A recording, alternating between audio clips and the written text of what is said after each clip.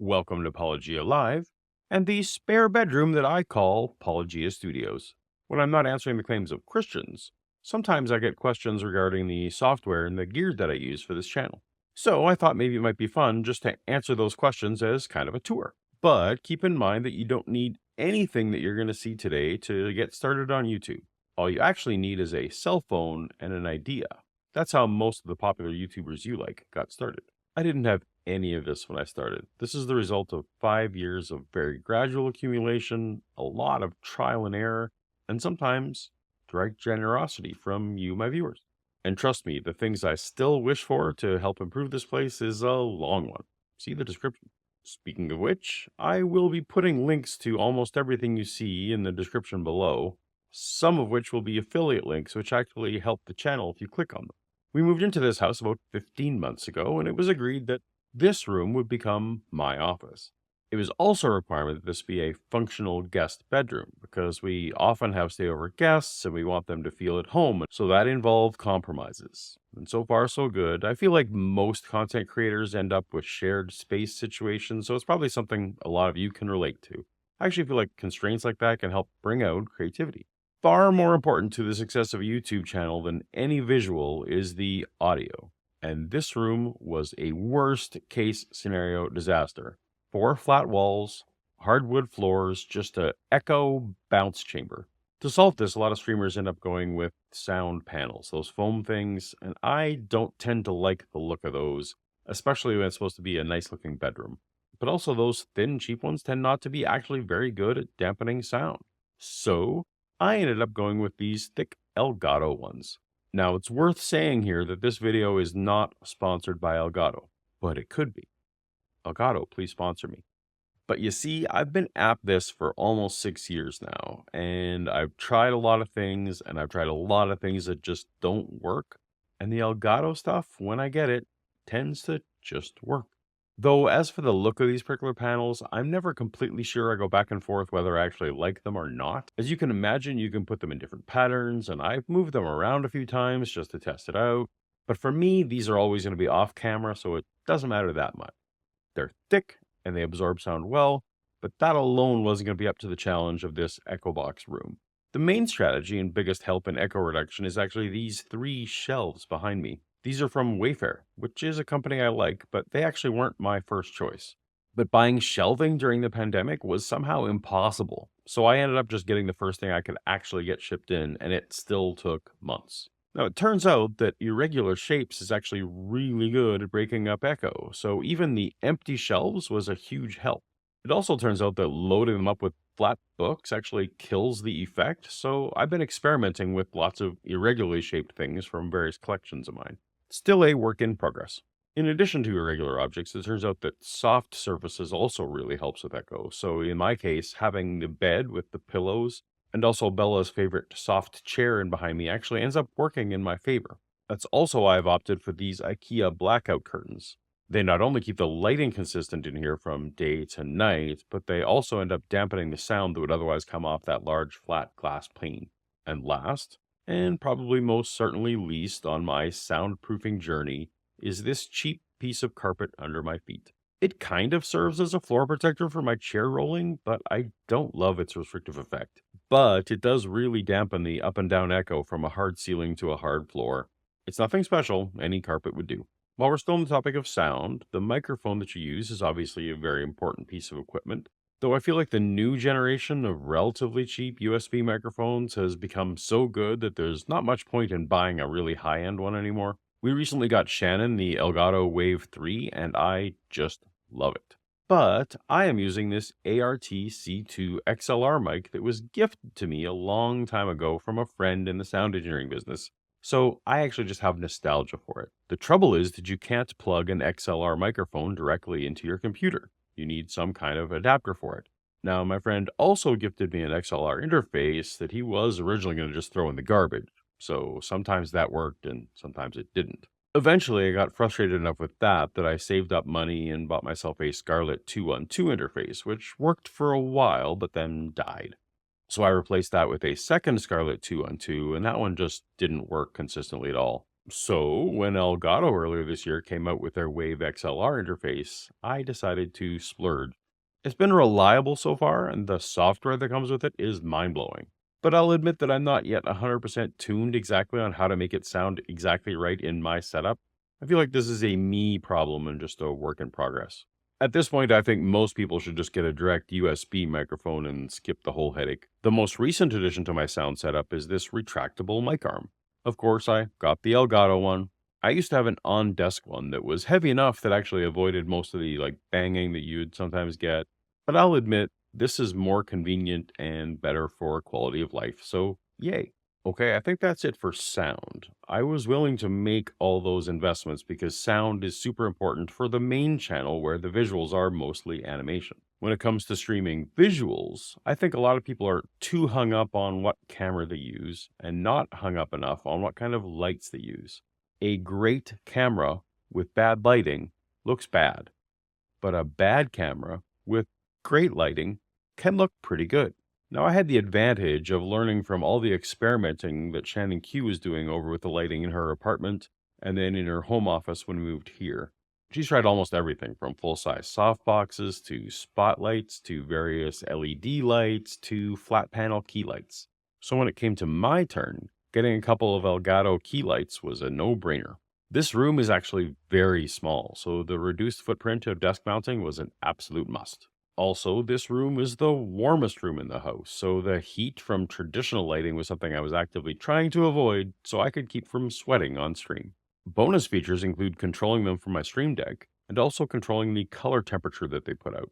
Now, since these came out, other companies have come out with pretty good key lights as well, so feel free to shop around. In hindsight, I think I could have got away with just one light instead of two, but the double lights do give me options.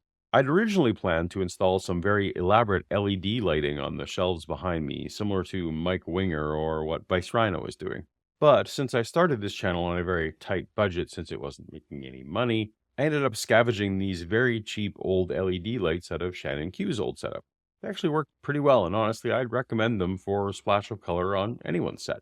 But these required cords all over the room, and they didn't work very well at all for the whole bedroom aesthetic that we were going for. Now, now, at the same time, everyone hated the ugly light fixture that used to be in this house from the previous owners. So, I decided to kill two birds with one stone and get cheap track lighting just from Home Depot, and it instantly improved the room as a bedroom. But then, instead of regular light bulbs, I put in four Philips Hue LED light bulbs that I can control with an app from my phone. So now I can just press a button on my phone and the lights turn pretty much any color, usually green, and my guests are none the wiser. It's not fancy, but it works. I can even do reduced light night working mode. Ooh.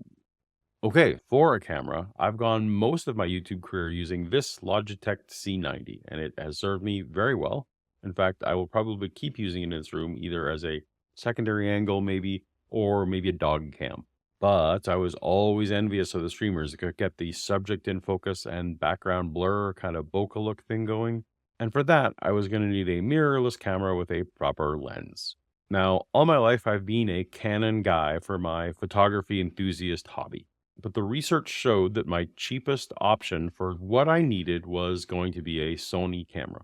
The trouble is, I was once again foiled by that pandemic, and I waited months and months waiting for people to get that camera in stock, and it just never happened. So eventually, I just settled on my second choice, which was this Canon M50 Mark II. It was more expensive, didn't have the exact same features, but at least it was in stock. One of the compromises of the Canon camera was I was going to need to use this Elgato Camlink adapter to translate the HDMI signal from something the camera puts out to what the computer can use. The Canon camera also doesn't offer direct power, so I got an adapter that uses a fake battery that plugs directly into the wall rather than constantly having to swap out and charge batteries. I mounted the camera to the desk with a single pole, again to just avoid the space needed by a full tripod, and my streams immediately got better using just the cheap lens that came with the camera, so I was satisfied with that for a while. Until eventually, after waiting and waiting, I found the lens that I really wanted on sale, the Sigma 16mm. It's an ultra-wide lens, which I really wanted so it would make this tiny room look not so tiny, and it has the added benefit of narrowing my face a little, and I can use that. Mostly, I think everything about this camera setup is great, The one downside that I don't love is the autofocus. It's supposed to track my face, but it's always very slow and always adjusting. So to keep it simple, I just keep it on autofocus. But that means that if I go out of my narrow range, that I'm not in focus. Okay, so what else is on my desk? As you can see, I like to keep my work surface as free from clutter and cords as possible.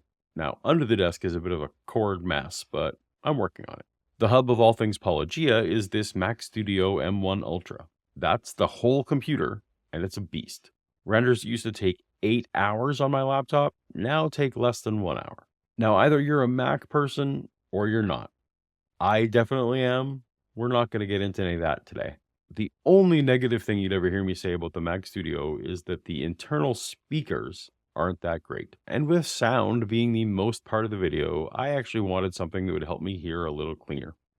There are lots of desktop speakers to choose from, but in my ongoing theme of being multi-purpose where possible, I opted for a portable Bluetooth speaker that I could use on my desk, but also outside by the fire or on the road or wherever. My daughter had this compact, waterproof Ultimate Ears water broom first, and I liked her so much I bought myself one.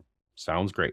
On the computer, you'll see my camera lens cap, which is usually found on the lens of the camera. There's also my AirPod case, and there's also my AirPods case and my Galaxy earbuds case. The AirPods are comfortable, but white. The earbuds are uncomfortable, but black. When the camera's on, I suffer for my art. Next to that is my Stream Deck, essentially a 15-button, fully programmable dynamic keypad that can be set to do a million things, but it is most valuable during live streams for switching scenes, controlling video, and almost anything you see on screen. I simply couldn't produce my live stream content while I'm performing it without it. The only other things on my desk are these two Samsung 32-inch HD monitors. I never planned on having two monitors, but Shannon convinced me that I should, and it has been a game changer. It's most useful for editing, but also during live streams to have OBS and the chat and the video I'm responding to and all the research material and the streaming stats all up at the same time. It helps me focus on what I'm saying rather than switching from app to app like I used to do. These monitors are just the cheapest ones I could find on last Black Friday sales. Black Friday is coming soon, and for some reason monitors are always on sale, so it's a good time to grab one. Just under my desk is a 4 terabyte portable Seagate drive, where I store all of my media files, including hundreds of episodes of Answers in Genesis and the Hovind family saga. Gotta have good storage and good backup. The other tech in the room includes this circa 2005 iMac, which is too slow for virtually everything, except it works well for us as a family media server, also to display a picture in the background. It also serves this $30 printer scanner I bought in frustration 8 years ago, after having a string of expensive printers that broke immediately. Somehow this intrepid thing just keeps working and has scanned my hand-drawn paper illustrations for every single guest on the channel so far. I think that's it for hardware, but while we're here, let's talk about a few pieces of key software that you may not know about. OBS, or Open Broadcast Software, is completely free and designed to combine different audio and video elements in real time. It has a steep learning curve, but it can do some pretty amazing things. I use it for all my solo streams. On the complete opposite end of the spectrum is a web-based service that I use for all my group streams called StreamYard. It is incredibly easy to use while still allowing some good customization options for a good-looking stream for up to 10 people. As a web service, it doesn't need a powerful computer and can help with dips in bandwidth. There's also a fully functional free plan, so if you're getting started, I can't recommend this enough. Or check the link in the description for a discount on the paid version. If you want to respond to or incorporate content from YouTube, Instagram, or TikTok, you should check out 4K Video Downloader, which of all the things that I've tried is the most reliable in getting content from the web onto your computer to work with. Again, there's a free version that's more than enough to get you started. And finally, a very unusual editor that is increasingly changing how I make videos. It's called Descript, and it takes your audio and video files and automatically transcribes them and allows you to edit your video just like you would with Microsoft Word. You highlight the words you don't want and hit delete to get rid of them. Copy and paste the words to rearrange them. It can automatically take out ums and ahs, and then you just export directly to a video file or to a Premiere or Final Cut project for more tweaking. I've been editing video for decades, and suddenly this is turning into a daily must-use tool for me that is totally changing my workflow. Again, link for the script in the description. If you can use Microsoft Word, you can now edit video. So if you're still here, thank you for hanging out with me. I love talking about this stuff, and I rarely get a chance to. If anything you saw interests you, I'm definitely going to leave links to them in the description. Some of those will be affiliate links, so if you click on those, it will end up benefiting the channel. Thank you. Even if you just click on one of those Amazon links and then go do your regular Christmas shopping, that'll help too. But mostly, it is a passion of mine to have more and more secular voices here on YouTube adding to the discussion. So maybe this can serve as some kind of inspiration for you to start a channel or improve your channel. Or maybe to say, hey, you know what? I can do way better than Paul, so do that. And don't worry, we'll be back to the regular claims of Christians in the next video, so tap on the thumbnail now, and I will see you over there. Later.